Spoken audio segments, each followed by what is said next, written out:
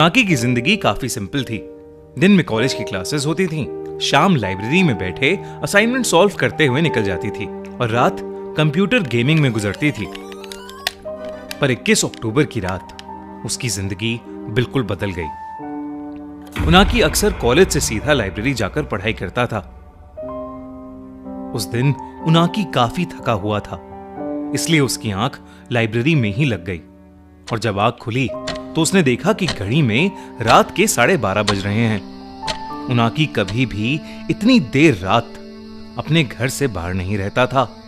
उसने फटाफट से अपने सामान को पैक किया और अपने घर की ओर निकल गया। उनाकी का घर लाइब्रेरी से करीब 20 मिनट दूर था, पर उसके घर जाने के लिए एक शॉर्टकट रास्ता भी था, जिससे वो बस 10 मिनट में पहुंच जाता था। लेकिन उसे सब लोग उस शॉर्टकट को लेने से अक्सर मना किया करते थे। उस शॉर्टकट वाले रास्ते पर कोई भी लैंप या रोशनी नहीं थी। उस रास्ते पर बिल्कुल अंधेरा रहता था और लोग कहते थे कि उस अंधेरे में अकाई ओना रहती है। अकाई ओना जापान का एक मिस्टीरियस हॉरर लेजेंड था। कहते हैं कि बहुत से लोगों को रात के अंधेरे में एक रेड ड्रेस में लड़की दिखाई देती है और उस लड़की के चेहरे को अगर कोई देख लेता है तो वो लड़की उसके पीछे एक साई की तरह पड़ जाती है। कई लोग या तो गायब हो गए या मरे हुए पाए गए, पर उनाकी अकाई ओना को बस एक हॉरर लेजेंड मानता था। और तो और वो पहले भी कई बार उस शॉर्टकट से घर गया था और उसे कभी ऐसा कुछ नहीं मिला। पर ये पहली बार था जब इतनी रात हो चुकी थी। उनाकी को बहुत तेज नींद आ रही थी और वो बिना कुछ सोचे उसी शॉर्टकट वाले रास्ते पर चल दिया। शुरुआत में उनाकी को उस रास्ते पर कुछ भी दिखाई नहीं दे रहा था, पर धीरे धीरे हल्की आसमान की रोशनी में उसे थोड़ा बहुत रास्ता दिखाई देने लगा। कुछ दूर चलते ही अचानक उनाकी को दीवार के पास एक औरत खड़ी दिखाई दी। उस औरत ने लाल रंग की ड्रेस पहनी हुई थी। उनाकी को अचानक से घबराहट होने लगी। वो उस औरत का चेहरा देख नहीं पा रहा था और वो बस चुपचाप एक जगह खड़ी थी। उनाकी को बहुत अजीब लगा कि इतनी रात में ये औरत क्यों दीवार के पास खड़ी है, और तो और उसने एक लाल रंग की ड्रेस पहनी हुई है। उसे एक पल के लिए लगने लगा कि अकाई ओना का लेजेंड कहीं सच तो नहीं। फिर भी उनाकी बिना कुछ बोले अपना सर झुकाए आगे चलता रहा।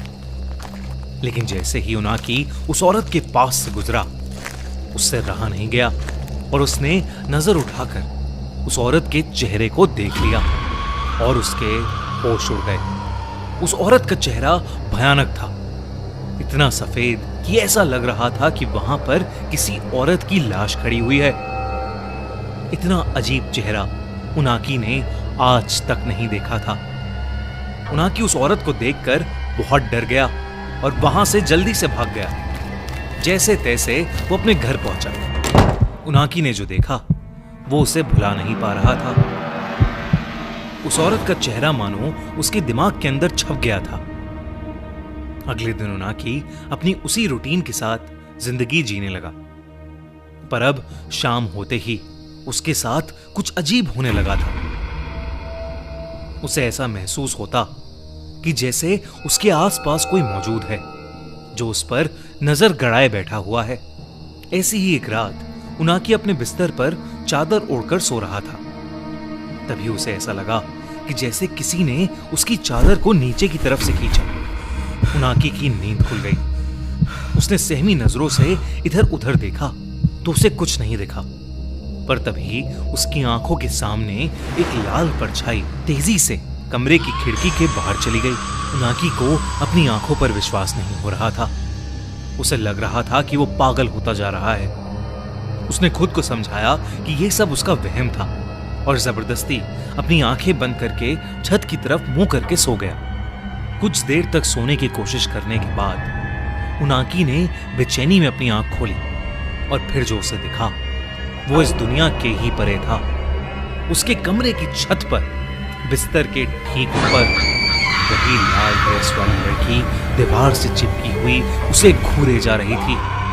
उनाकी जोर से चीखा और वहीं उसकी नींद खुल गई। उनाकी को अब समझ आया कि वो असल में ये सब एक सपने में देख रहा था। उसका गला बुरी तरह सूख गया और पूरा शरीर पसीने पसीने में भीगा था। तभी वो उठकर पानी पीने लगा। पानी पीते हुए उनाकी की नजर अपने कमरे की खिड़की पर गई और उसके हाथ से उसका पानी का गिलास छूट गया। खिड़की के ठीक बाहर वही लाल ड्रेस वाली औरत खड़ी थी और वो अपने उसी भयानक चेहरे से उनाकी को घूरे जा रही थी। लेकिन उनाकी ने जैसे ही लाइट्स ऑन की तो उसने देखा कि खिड़की पर कोई नहीं है। दिन ब दिन ये सब इंसिडेंट्स बढ़ते जा रहे थे। उसे हर जगह अकाई ओना दिखने लगी थी। उनाकी ने अपने कुछ दोस्तों से भी इस बारे में बात की, पर किसी ने भी उसकी बातों पर विश्वास नहीं किया। उसके दिमाग में यही चल रहा था कि कहीं वो अब गायब तो नहीं हो जाएगा। उनाकी का डर बढ़ता ही जा रहा था। उसने डिसाइड किया कि वो पुलिस स्टेशन जाकर वहां से मदद मांगेगा। पर तभी उसे अपने घर के मेन गेट खुलने की आवाज आई।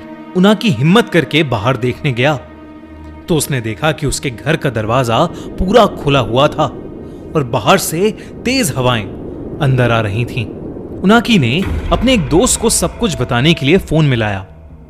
उनाकी बस अपने साथ हुए इंसिडेंट्स के बारे में बोलता चला गया। तभी बात करते करते वो एकदम से रुक गया, क्योंकि उसे अपनी गर्दन के ऊपर किसी की सांसें महसूस हुई। उनाकी समझ गया कि उसके पीछे कोई खड़ा था। एकदम से उसे एक हाथ अपनी गर्दन पर आता हुआ महसूस हुआ। जब उनाकी ने शीशे में देखा तो वो कांप उठा। अकाई ओना उसके ठीक पीछे खड़ी थी। उनाकी ने घबराते हुए अपने दोस्त से फोन पर कहा, अकाई ओना, वो मुझे लेने आई है। वो मुझे लेने आ गई है। कुछ ही देर बाद उनाकी का दोस्त उसके घर पहुंचा। उनाकी का पूरा घर तहस नहस हो चुका था। ऐसा लग रहा था कि जैसे घर के अंदर कोई तूफान आया हो। उसके दोस्त ने पूरा घर ढूंढा, पर उनाकी कहीं भी नहीं था। उनाकी अपने ही घर से गायब था और उस दिन के बाद वो कभी किसी को नहीं मिला। आज तक कोई नहीं जानता कि उनाकी के साथ आखिर हुआ क्या था। कौन है अकाई ओना और क्यों वो जापान में लोगों को गायब कर रही है? इन सभी सवालों के जवाब तो हमारे पास नहीं है, पर हम सिर्फ इतना जानते हैं, अगर आपको कभी कोई ऐसी औरत किसी अंधेरी गली में खड़ी दिखाई दे तो वहां से वापस मुड़ जाना ही बेहतर है। दोस्तों